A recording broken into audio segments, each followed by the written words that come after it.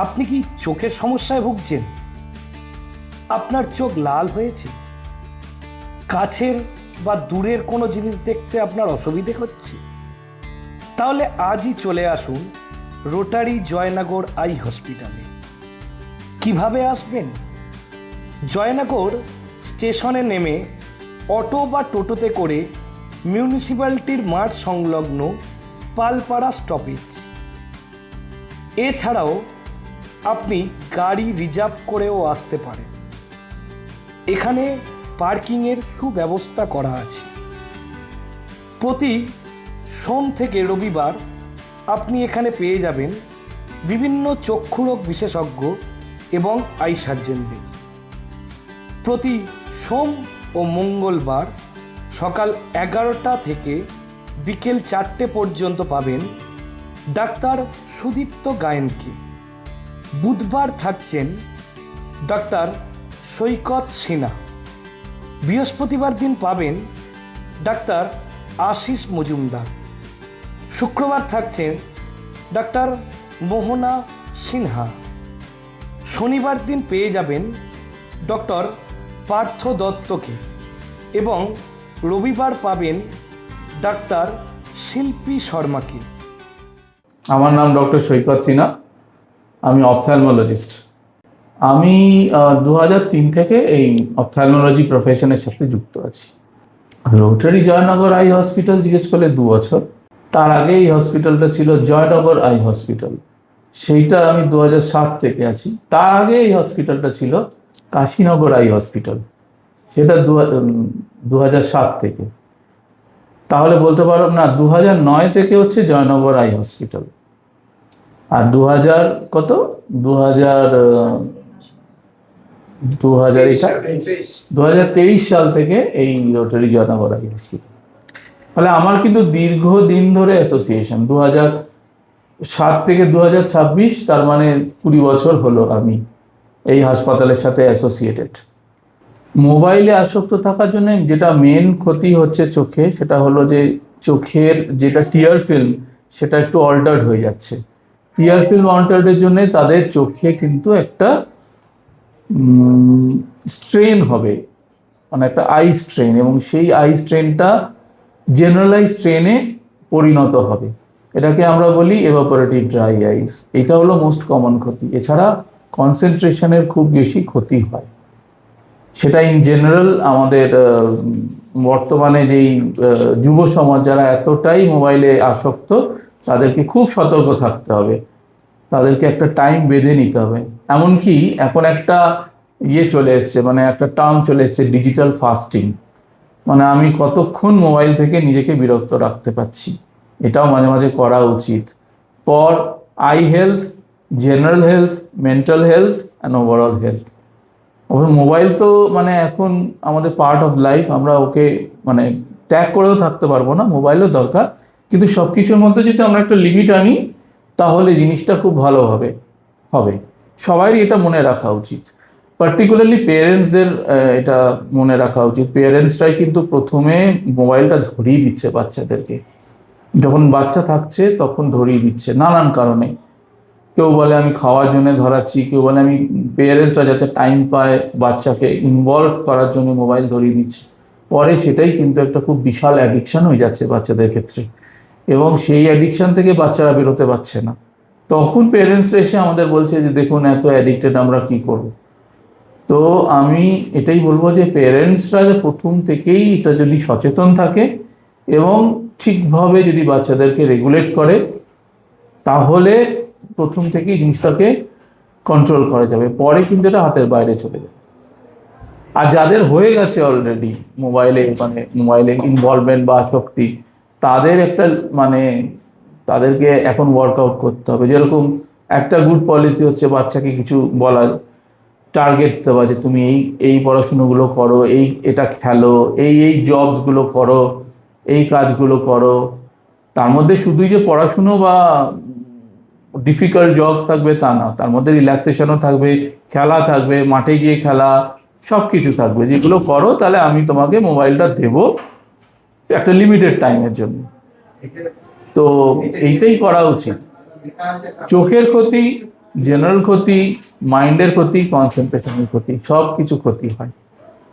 এবং এখনো রিসার্চ হচ্ছে আর কি ক্ষতি হয় চোখের, আমরা আরো জানতে পারবো। স্যার, এই যে চোখে ছানি পড়ে, এটা কি ওষুধের মাধ্যমে বা আই ড্রপের মাধ্যমে কোনো রকম ভাবে প্রতিকার করা সম্ভব? ওষুধের মাধ্যমে এখনো সেরকম ওষুধ বেরোয়নি যে ছানির প্রতিকার হয়। যদি বেরোয় তাহলে তো সবাই শুরু করে দেবে করা। আনফর্চুনেটলি এখনো বেরোয়নি। মানে ছানি তো অ্যাকচুয়ালি কোনো রোগ না, ছানি হচ্ছে জাস্ট একটা normal process, accumulation of lens fibres, এবং সেটা আর কি অক্সিডেটিভ ড্যামেজ হয় লেন্স ফাইবার্সে। এবং এটা যেহেতু দেখুন আমাদের স্কিন থেকে যেরকম আমাদের epithelial cells are lost every day, কিন্তু স্কিন থেকে লস্ট হচ্ছে তারা বাইরে, কিন্তু চোখের মধ্যে যেই ডেড সেলসগুলো, যেই লেন্সের যে ডেড সেলগুলো, সেগুলো তো আর বেরোতে পারবে না। আমি যদি দেখাই মডেলটা, এই দেখুন চোখটাকে যদি কাটা হয় স্যাজিটাল সেকশন, তাহলে এরকম দেখতে লাগবে অনেকটা। এবং এইটা হলো cornea.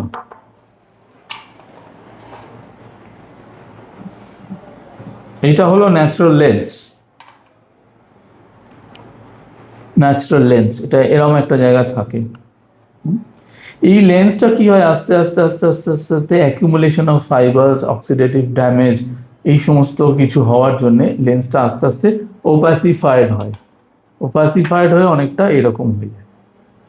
Then this is replaced by an opacified lens, সেটাই ছানি। এইটা more of a degenerative disorder than a disease, ফলে এর কোনো ওষুধ নেই, এটাই ছানি। আর অপারেশন যখন করা হয় তখন একটা ছোট্ট ফুটো করে এই ভেতরে ঢুকে এই ছানিটাকে ইমালসিফাই করে বের করে এখানে একটা আর্টিফিশিয়াল লেন্স আমরা দিয়ে দিই, এরকম দেখতে লাগে আর্টিফিশিয়াল লেন্সটা, এরকম দিই। এটাই ছানি অপারেশন। এর এখনো কোনো ওষুধ বা সেরকম কিছু নেই। প্রিভেন্টিভের মধ্যে কিছু ওষুধ আছে, তার মধ্যে মোস্ট ইম্পর্ট্যান্ট ওষুধ হচ্ছে অ্যান্টিঅক্সিডেন্টস। স্যার, এই ছানি অপারেশনটা কি বেদনাদায়ক? না, একেবারেই না। মডার্ন ছানি দেখুন, আগে হয়তো ছিল, সব অপারেশনই বেদনাদায়ক ছিল যখন অ্যানেস্থেসিয়া ছিল না। তারপর with the advent of anaesthesia আমাদের অপারেশন আর বেদনাদায়ক নেই। কিন্তু মডার্ন ছানি অপারেশনে অ্যানেস্থেসিয়ারও প্রয়োজনটা অনেকটা কম, টপিক্যাল অ্যানেস্থেসিয়া দিয়ে হয়ে যাচ্ছে। পেশেন্টের কোনোই বেদনা হচ্ছে না। যারা খুব আনকোঅপারেটিভ পেশেন্ট তাকে হয়তো আমরা লোকাল অ্যানেস্থেসিয়া দিচ্ছি। বেদনাদায়ক না, একদমই না, খুব ইজি হয়ে গেছে। স্যার, এই ছানি অপারেশনের ঠিক কতদিন পরে রোগী আবার আগের মতো দেখতে পাবেন? একটু পরের দিন, ইন সার্টেন স্পেশাল সিচুয়েশনস দু একদিন পর, কিন্তু ইউজুয়ালি 80% কেসে পরের দিনই দেখতে। আপনার মতে এই ছানি অপারেশনের সঠিক সময় কোনটি? কোন সময় অপারেশন করলে হিলিংটা আরো ভালো হয়? দেখুন, ছানি যদি পড়ে যায় তাহলে দেখুন, ছানি ম্যাচিওর করে গেলে ছানি আর্জেন্টলি অপারেশন করতে হবে। কারণ না, ছানি ম্যাচিওর করে গেলে ছানি অন্যদিকে টার্ন নেয়, গ্লোকোমার দিকে টার্ন নেয়, ফেকোলাইটিক হয়ে যেতে পারে। ফেকোলাইটিক মানে ছানি থেকে গ্লোকোমা হয়ে গেল। কিন্তু ছানি যখন ম্যাচিওর হয়নি, তখন ইন্ডিকেশন অফ অপারেশন হচ্ছে একজন রুগী যেই কাজটা করছে সেই কাজটা করতে যদি তার অসুবিধে হয়, তখন that is indication for operation. এবার কাজটা ধরুন ভ্যারি করে, ধরুন একজন পাইলটের এক রকমের কাজ, আবার একজন ধরুন সিনিয়র সিটিজেন, তিনি খবরের কাগজ পড়ছে, তার একরকম কাজ। তার যখন নর্মাল কাজ করতে অসুবিধে হচ্ছে, চলাফেরা করতে অসুবিধে হচ্ছে, বাথরুমে যেতে অসুবিধে হচ্ছে, যেই অসুবিধাটা তাকে ইম্পেয়ারমেন্ট করতে পারে, ধরুন একজন এল্ডারলি পেশেন্ট, তিনি যদি বাথরুমে যেতে গিয়ে রাত্রিরে না দেখতে পান, তিনি তো পড়ে যাবেন, সেখান থেকে তার ফ্র্যাকচার হবে। সুতরাং তার যদি ছানি থাকে এবং সেটা যদি তাকে এগুলো প্রিভেন্ট করে, মানে তার কেয়ার নেওয়ার জন্য বা চলাফেরা করার জন্য বা বাথরুমে যাওয়ার জন্য বা ধরুন নর্মাল খবরের কাগজ পড়ার জন্যে, টিভি দেখার জন্যে, যেগুলো খুব এসেনশিয়াল লাইফে, সেগুলো হলেই তখনই ছানি অপারেশনের ইন্ডিকেশন, যদি ছানির জন্য সেটা হয়। তাহলে। এছাড়াও কিছু মেডিকেল ইন্ডিকেশন আছে, সেগুলো আলাদা, যেরকম ধরুন কারণ অ্যাঙ্গেল ক্লোজার আছে, সেই ক্ষেত্রে আগেই করতে হবে, না হলে গ্লোকোমাতে টার্ন নেবে। এরকম আরও কিছু মেডিকেল ইন্ডিকেশন আছে। ছানি রিফ্র্যাক্টিভ ইন্ডিকেশন আছে, মানে রিফ্র্যাক্টিভ এরারও ছানি থেকে কারেক্ট হয়, মানে যাদের পাওয়ারটা খুবই আনইউজুয়াল, সেটাও অনেক সময় ছানি অপারেশন করলে কারেক্ট হয়। ঠিক আছে স্যার। নমস্কার। ইনারা প্রত্যেকেই চক্ষুরোগ বিশেষজ্ঞ এবং আই সার্জন। এখানে অত্যাধুনিক মেশিনের দ্বারা আপনার চোখ পরীক্ষা করা হয়, সেই সঙ্গে একই ছাদের তলায় আপনারা চশমা এবং ঔষধ পেয়ে যাবেন। এই চোখ থেকে জল কাটছে আর পিছুটি বার হয়, সবসময় পিছুটি বার হয়। দেখ ম্যামকে দেখিয়েছিলাম, এমনি একটা টোবা নামে একটা ডব দিয়েছিল আর মেসেজ করতে বলে, তাতে কমেনি। মেসেজটা হচ্ছে ঠিক করে? বয়স কত? এই 6 তারিখ এলে 2 মাস হবে। মেসেজটা কতবার করে করছেন? না, একটা তো কিছু বলে দিয়েছে কয়েকবার করতে হবে, যে কতবার করছেন? 10-12 বার করে করতে বলে। কিভাবে করছেন দেখান দেখি। না, হাতের নখ কেটে নেবেন, সাবান দিয়ে হাত ধুয়ে নেবে। এই আমাদের ছোট বাচ্চা তো, এই কোণ এইভাবে চেপে, মাথার পিছনে এইভাবে চেপে নিতে হবে, এইভাবে চেপে, এইভাবে চেপে, এইভাবে সারাদিনে 3 থেকে 4 বার করবেন। যখন করবেন 10 বার করে, মানে এইভাবে টানাটা, এই চেপে টানাটা 10 বার করবেন।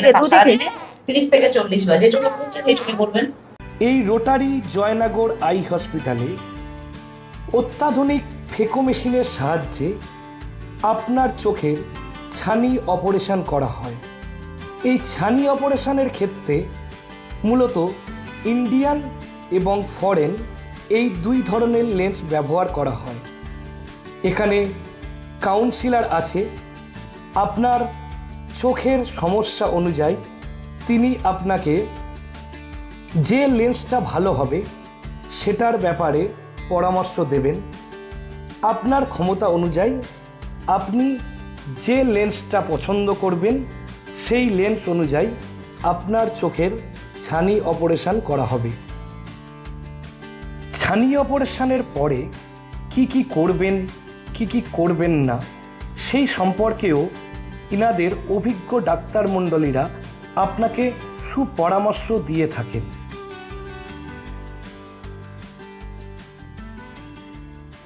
নমস্কার, রোটারি জয়নগর আই হসপিটালের পক্ষ থেকে কিছু ইনফরমেশন শেয়ার করার জন্য আজকের আপনাদের মুখোমুখি হয়েছি। অ্যাকচুয়ালি সুন্দরবন এই গণ্ডগ্রাম এরিয়াতে আমরা জয়নগর ব্লকে অবস্থান করছি, কিন্তু সুন্দরবন লাগোয়া এই রিভারাইন এরিয়াগুলোতে প্রায় 16টা ব্লক জুড়ে যে রিভারাইন এরিয়া রয়েছে, সুন্দরবনের একদম পাতাখোলা গ্রাম রয়েছে, যেখানে মানুষ আয়ের চিকিৎসার জন্যে হন্যে হয়ে ঘুরে বেড়ায়। অ্যাওয়ারনেস লেভেলটা সেই জায়গায় আমরা পৌঁছতে পারিনি। সেই মানুষগুলোকে চোখের চিকিৎসার সুব্যবস্থার জন্যে আজকের আমাদের এই রোটারি জয়নগর আই হসপিটাল। এখানে অত্যন্ত আধুনিক এবং উন্নত যন্ত্রপাতি এবং প্রশিক্ষিত ডাক্তার, প্রত্যেকে এমএস সার্জন আমাদের এখানে রয়েছে। প্রত্যেক দিন এমএস সার্জন আমাদের এখানে আসেন এবং খুব ভালো চিকিৎসা করেন। এখানে আমাদের ফেকো থেকে শুরু করে, মাইক্রোসার্জারি থেকে শুরু করে, চোখের অন্যান্য ডায়াগনস্টিক পার্ট যেগুলো রয়েছে, ওসিটি আছে, আমাদের এখানে চোখের ইউএসজি আছে, আমাদের লেজার আছে, এগুলো আমরা পরিষেবা দিয়ে থাকি। মূলত আমাদের এই হসপিটালটা এসেছে মানুষের পরিষেবা দেওয়ার জন্যে। আমাদের আরেকটা মোটো আছে কি, যে রিমোট এরিয়া, ধরুন এখান থেকে পাথর প্রতিমা, এখান থেকে জি প্লট 90 কিলোমিটার দূর, সেখানে কিন্তু ওখানকার যে পেশেন্ট এখানে আসে, আমাদের একটা সুবন্দোবস্ত করা আছে যে ওখানে আমাদের ছোট্ট ছোট্ট ভিশন সেন্টার করা আছে, যে ওখানকার প্রচার হয়, ওখানে ওই ভিশন সেন্টারে পেশেন্ট আসে, ওখানে স্ক্রিনিং হয়, ওখান থেকে স্ক্রিনিং হওয়ার পরে পেশেন্ট আমাদের ভেহিকেলে করে গাড়ি এখানে চলে আসে, পেশেন্ট এখানে ওটি হয়, ওটি হওয়ার পর আবার আমরা ওখানে পৌঁছে দিই। পোস্ট অপারেটিভ যে চেক আপ আছে, এই পোস্ট অপারেটিভ চেক আপগুলো কিন্তু আমরা ওই ভিশন সেন্টারে করি। আজকে ধরুন সাগর, আজকের ধরুন নামখানা, আজকের ধরুন কুলপি, এই এত দূরত্বে মানুষগুলো কিন্তু রেগুলার বেসিসে যাতায়াত করতে পারে না। ফলে আমরা এই ফেসিলিটিসগুলো দিয়ে থাকি।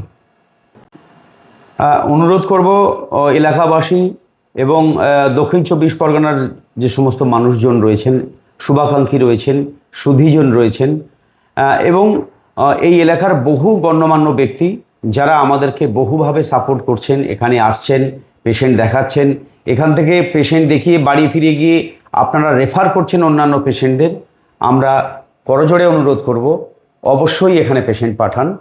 যদি আপনাদের মনে হয় যে এখানকার পরিষেবা অনেক ভালো, অনেক বেটার, আপনাদের পছন্দ হয়েছে, তাহলে আপনারা পাঠান। আমরা আমাদের সাধ্যমতো সুচিকিৎসা দেওয়ার জন্য আমরা অঙ্গীকারবদ্ধ। আর একটা জিনিস একটু আপনাদের কাছে রিকোয়েস্ট, এলাকাবাসীর কাছে রিকোয়েস্ট, যে সমস্ত এখানে এসে আপনারা যখন দেখাচ্ছেন, যে সময় আপনাদের চোখে যা ধরা পড়ছে, যেগুলো ল্যাক রয়েছে আমাদের, আপনারা প্লিজ সাজেশন দিন, আমরা রেকটিফাই করার চেষ্টা করব। কারণ মানুষ ভুল ছাড়া ভুল শুধরাতে চায়, আমরা ভুল শুধরাতে চাই। যদি কখনো কোনো জায়গায় কোনোভাবে মনে হয় যে আমাদের এটা পরিবর্তন করা দরকার, প্লিজ আপনার মতামত জানান। ধন্যবাদ।